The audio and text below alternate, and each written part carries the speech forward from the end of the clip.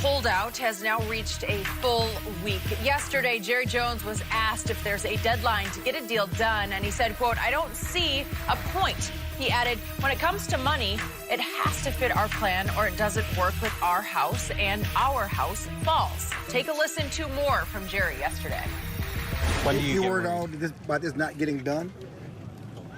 I don't consider, no, I don't in any way, whenever ever not done one.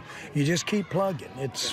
I don't want to be a cliche, but it's what we tell these guys. It's just one foot in front of the other and go and do what you have to do the next play, which is put somebody else in there and just keep going. Well, Shannon, should Cowboys fans feel encouraged or discouraged by Jerry's comments? I think they should be discouraged because, Skip, Jerry Jones is talking tough publicly when there's really no reason to. Because if he's unconcerned, if he's unworried like he says he is, Skip, there's no reason for him to give you this tough talk. But Jerry is concerned because he knows Zeke is not about to take Devontae Freeman's type money, which is reset the market around $8-9 million. The market is going up. Whether you want to think it is or not, they're not going to allow you to reset the running back market lower than Le'Veon Bell, lower than Todd Gurley. You see, the thing is, Skip, Jerry Jones made a statement, I think it was early in the week, or maybe, it was early in the week, that you don't need a franchise running back or a league-leading running back to win the Super Bowl. He's right if you haven't built your team like that. When you go get three first-team offensive linemen in the first round, and they're first-team All-Pro, and you running back leads the league in carries 2 of the 3 years in which he's been in the league, you're absolutely wrong. You see, Skip, I don't need flour to make a steak, but I need flour to make a biscuit. You need Zeke. You built your offense around Zeke, so you need him to run the football in order for you to be successful. I need steak. If you have, I don't need a biscuit. I'll take the steak. So you can have the flour. I know you.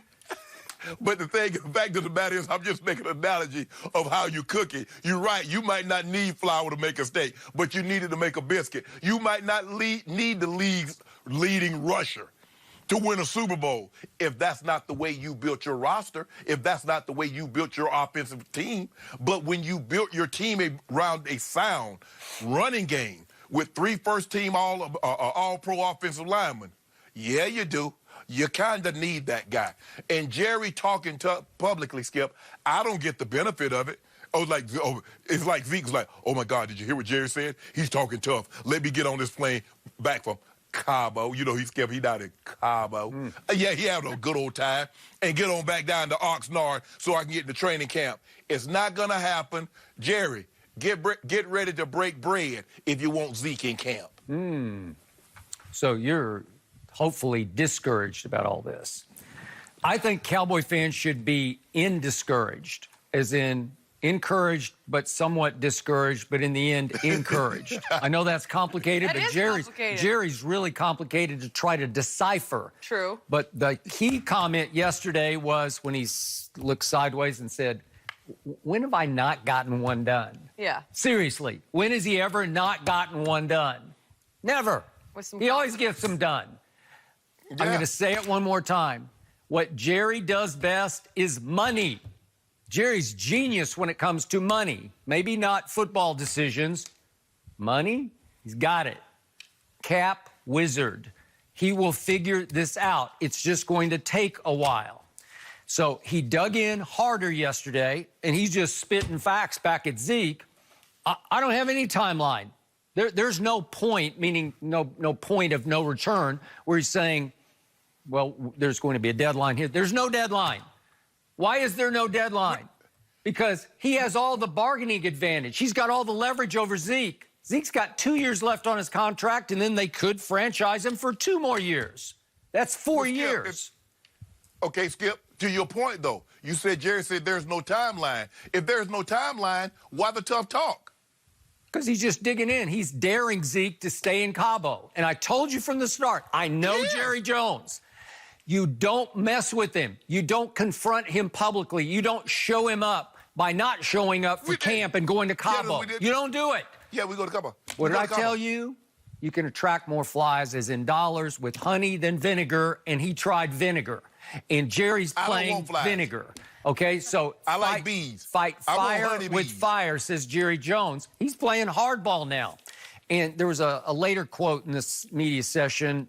I won't read the whole quote, but it brought up something that Jerry used to say to me in the 3 books that I wrote, much of them concerning Jerry Jones. And I spent literally hundreds of hours around him, interviewing, just hanging out with him. What was his favorite expression? How did he build his fortune? Drilling oil wells. What does it take? His motto in life is tolerance for ambiguity, meaning how much risk can you take? Most people can't take as much risk as Jerry took in the oil fields, because there was one day that he talked about flying into Love Field, in which the woman at the car counter, the rent car counter, took his credit card and took scissors and cut it in 2 because it was done. He was tapped out. So he went bust several times in the oil and gas business before he struck it rich. Wow. It's tolerance for ambiguity. So he's saying, I've done this a lot more than these players have. And he said, I don't want to see him try it. I don't want to see him cavalier about it. But he's just basically saying, I have the patience to wait these kids out. They haven't done this before. My whole life has been tolerance for ambiguity, meaning ambiguity, what might or might not happen. You have to be willing to risk it by being patient. Jerry is ultra patient. You do, Skip, and that's the thing. That's the thing is that Zeke is that when you take this stance, you got to be willing to go the distance. But Skip, I don't know if you remember this. Jane Slater was on our show, who works for the, I think, NFL Network, and she covered the Cowboys, and she's all things Cowboy. She said something very interesting, and I don't know if you picked up on it. She's like, how broke is Zeke? Picked up on it. I asked her about it a second time.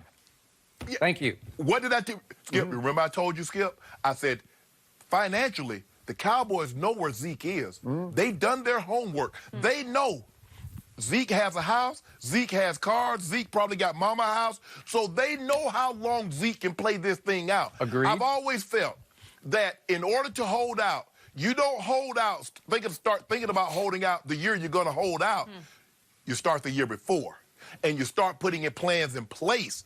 So you said, okay, no extra expenses, because I'm going to be willing to miss checks, but I also understand that there are mortgages and car payments and things of that nature that must be paid. And if there's no money going in and money coming out, I need to have as much already stored up, so when that money goes out, I'm not in a rush to get back. That's up, and that's what Jerry's talking about. Jerry says, I can do this, because did y'all see the Forbes?